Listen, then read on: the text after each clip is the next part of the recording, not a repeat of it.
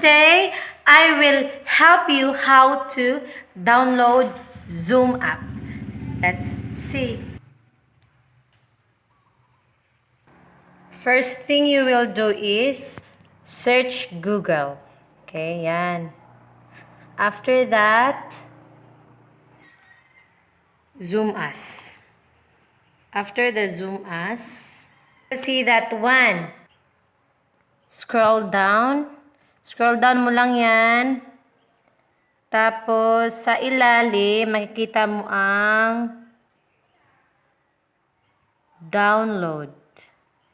Yan, download. And then, sa download center, just click download.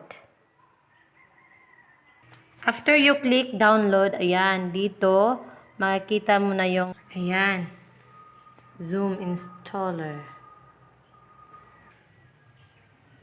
See this one, just click yes. Ayan. Installing.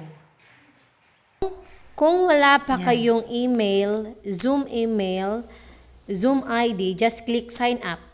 And just follow the simple questions, answer it to have an account. If meron na, just click sign in. Ayan, sign in. Just sign in.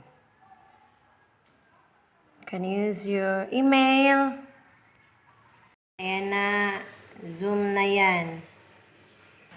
If you are a student, just click join. Join. Then, put the ID and then your name. That's it. Very easy. Hello everyone. That is very easy.